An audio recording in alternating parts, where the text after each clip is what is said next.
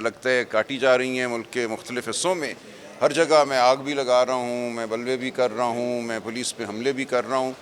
تو دیکھیں یہ ایک طریقہ ہمارے ملک میں بن چکا ہے, ایک فسطائی نظام موجود ہے, جو بولنے والا ہو اس کو بولنے سے روکنے کے لیے یہ حربے استعمال کیے جاتے ہیں. تو ٹھیک ہے, جو ہوتا ہے اس ملک میں وہ ہوگا, میرے ساتھ بھی اس کے لیے ہم تیار ہیں اور ہم لڑتے رہیں گے. یہ جھوٹے مقدمے ہیں, جھوٹے مقدمے اوروں کے خلاف بھی بنتے ہیں, بنتے رہے ہیں, آئندہ بھی بدقسمتی سے بنیں گے.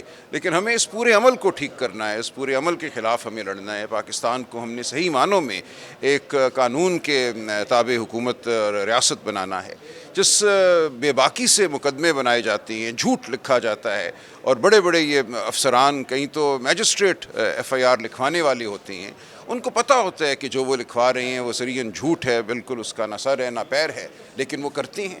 تو یہ ایک بہت فکر کا اور غم کا ایک لمحہ ہے ہمارے لیے کہ اس ملک میں پورا قانونی نظام جو ہے وہ صرف ایک آلہ بن گیا ہے, ایک آلہ خاموش کرانے کا, ایک آلہ فسطائیت کا, ایک آلہ جبر کا.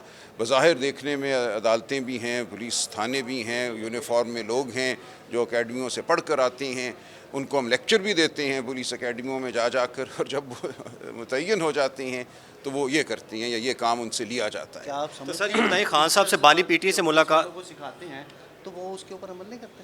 کیا کرتے ہیں جی, میں کئی دفعہ میں گیا ہوں پولیس اکیڈمیوں میں لیکچر دینے, اور میں ان کو یہی کہتا ہوں, میں ان کو مثال دیا کرتا تھا کہ آپ آج دیکھیں کتنے خوبصورت برائٹ پڑھے لکھے بچے یہاں بیٹھے ہیں جنہوں نے کچھ ہفتوں میں یا مہینوں میں اے ایس آئی لگنا ہے, اس کے بعد آگے ترقی کرنی ہے, اور پھر میں ان کو مثالیں دیتا ہوں کہ کیا کام ان سے لیا جاتا ہے, اور توقع کرتا ہوں کہ وہ یہ کام نہیں کریں گے جب ان پہ زور ہوگا, جب ان پہ جبر ہوگا.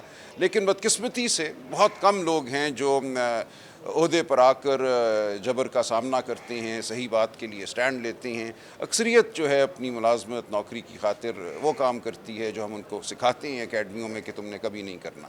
تو آج اس کو میں دیکھ رہا ہوں, خود اس کا جو نتیجہ ہے میرے سامنے ہے. میں کہنے کو میں وکٹم ہوں, لیکن کیا وکٹم, کتنی دیر وکٹم بنائیں گے, مجھے ڈال دیں گے جیل میں, کوئی اس سے بھی مسئلہ مجھے نہیں ہے. جس بات کے لیے ہم کھڑے ہیں, جس اصول کے لیے ہم کھڑے ہیں, ہم کھڑے رہیں گے. اچھا سر یہ بتائیں, بانی پی ٹی اے سے ملاقات تو نہیں کرنے دی جا رہی, تو کس طرح لائے عمل ہے, پارٹی کا لائے عمل کیا ہوگا اور آگے کیا کریں گے آپ؟ دیکھیں یہ ملاقات نہ کرنے دینا بھی ایک غیر قانونی بات ہے, لیکن ایسا نہیں ہے کہ ان کی غیر موجودگی میں فیصلے نہیں ہو سکتے. ہم اصول پر مبنی فیصلے کرتے رہیں گے اور یہ جد و جہد جاری رہے گی. اچھا یہ بتائیں, یہ مقدمات جو آپ نے ایلیگیشنز کیا لگائے گئے ہیں آپ پر؟ دیکھیں وہ تو اس کی اردو بھی درست نہیں ہے, کچھ سمجھ ہی نہیں آتا پڑھ کے کہ ایلیگیشن ہے کیا. اٹک میں کیا ایلیگیشن ہے, لاہور کے 4-5 تھانوں میں کیا ایلیگیشن ہے, وہ کوئی بات سمجھ میں نہیں آتی. بس ایک مبہم سی بات ہے کہ ان کی ایما پہ لوگوں نے کچھ کیا. اب مجھے نہیں پتا. بتائیے گا کہ پی ٹی آئی کے دور میں بھی ہم نے دیکھا ہے کہ جب ٹی ایل پی احتجاج کرنے نکلی تھی, اسی طرح ان کے راستے روکے گئے اور اسی طرح خندق کوٹی کھودی گئیں اور اسی طرح کنٹینرز جو لگائے گئے. تو کیا آپ کو نہیں لگتا کہ آج جو کیا ہے وہ سامنے بھی آ رہا ہے؟ دیکھیں یہ بالکل غلط تھا, کل بھی غلط تھا, آج بھی غلط ہے. اور میں سمجھتا ہوں جو پی ٹی ایم کے ساتھ کیا جا رہا ہے اس حوالے سے بھی ہم ایک سٹینڈ لیں گے. ہر جمہوری عمل کے راستے میں جو رکاوٹ کھڑی کی جاتی ہے جمہوری آواز کو روکنے کے لیے, وہ کوئی بھی آواز ہو, وہ غلط ہے. دیکھیں تشدد ایک چیز ہے, تشدد کی اجازت کسی کو نہیں ہے, وہ ریاست کا حق ہے, فرض ہے کہ تشدد کو وہ روکے, جان اور مال کا تحفظ کرے. لیکن کسی نظریے کو روکنا, کسی نظریے کو سلب کرنا, اس کو خاموش کرانا, یہ ریاست کا کام نہیں ہے. علی امین گنڈا پور جو ہیں وہ کہہ رہے تھے کہ میں بڑی مشکل سے جو ہے وہ اپنے پشاور تک پہنچا ہوں. آپ متفق ہیں علی امین گنڈا پور کے بیان؟ دیکھیں اس سے فرق نہیں پڑتا, دو ہی بیانیے ہیں نا. ایک یہ کہ ان کو مبہوس کر لیا گیا تھا, رات کہیں رکھا گیا اور صبح ان کو چھوڑا گیا اور وہ اسمبلی پہنچ سکے. دوسرا بیانیہ وہ ہے جو وہ بیان کر رہے ہیں.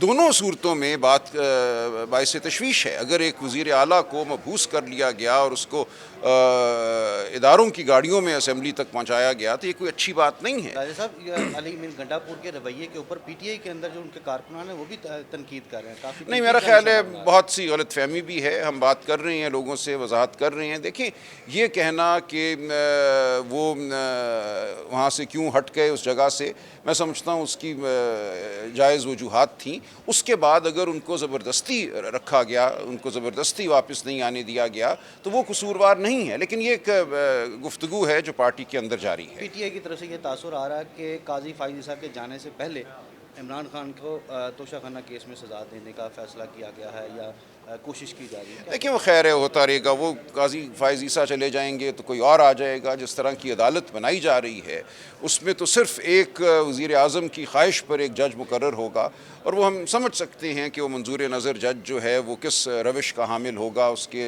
رویے کیا ہوں گے۔ لہٰذا یہ معاملہ ایک شخص کے رہنے یا نہ رہنے کا نہیں ہے، یہ معاملہ نظام پہ جو غلبہ ہے، نظام پہ جو ایک حملہ ہے، اس کا یہ معاملہ ہے۔ کیونکہ نظام جو ہے وہ اس طرح احتجاج کر کے اور پولیس کے اوپر پتھراؤ کر کے صحیح نہیں، پولیس پہ بالکل پتھراؤ نہیں ہونا چاہیے، لیکن احتجاج، آواز بلند کرنا یہ ضروری ہے۔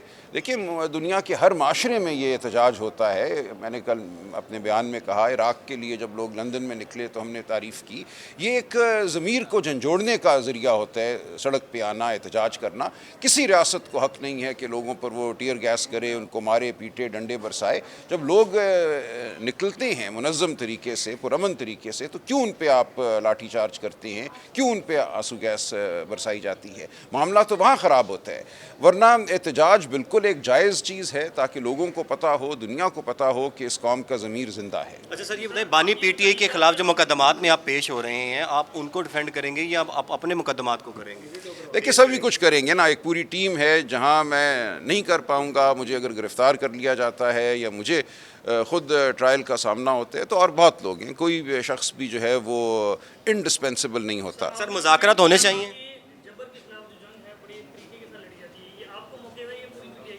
نہیں، سب کا موقف یہ ہے، بالکل۔ ہم نے کب کوئی غیر قانونی کام کرنے کی کوشش کی ہے؟ دیکھیے اگر کوئی سڑک پہ نکلتا ہے، پوری لائرز موومنٹ وہ مشرف کے زمانے میں تھی، ایف آئی آریں نہیں کٹی۔ مارچ 2007 ہم یہاں سے باہر نکلے تھے، اس کے بعد پورا عرصہ جو ہے 4 نومبر کو مجھے گرفتار پہلی بار کیا گیا تھا اس تمام دورانیے میں۔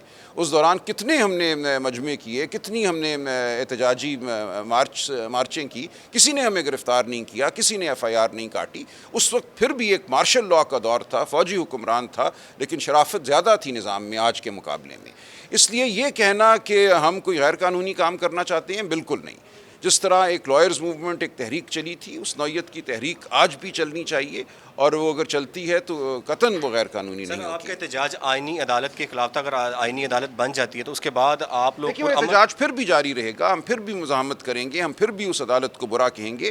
یہ آئین پاکستان کی روح پہ ایک حملہ ہے۔ ہم سمجھتے ہیں سپریم کورٹ کو مغلوب کرنے کی کوشش ہے، منظور نظر ججوں پر مشتمل ایک جیبی عدالت بنانے کی کوشش ہے جو مرضی کے فیصلے دے۔ تو یہ پورے پاکستان کا معاملہ ہے، یہ پی ٹی آئی کا معاملہ نہیں ہے، یہ آپ کا، میرا، ہر ایک کا معاملہ ہے۔ کل آپ گرفتار ہو سکتے ہیں، آپ پہ بندشیں ہو سکتی ہیں، تو آپ کہاں جائیں گے؟ تمام اختیار اس عدالت کو دیا جا رہا ہے سپریم کورٹ سے چھین کر، اور اس عدالت میں چن کر وہ لوگ لگائے جائیں گے، میں آپ کو یقین دلاتا ہوں، جو مقتدرہ کے منظور نظر ہیں۔ بہت شکریہ سر۔ شکریہ۔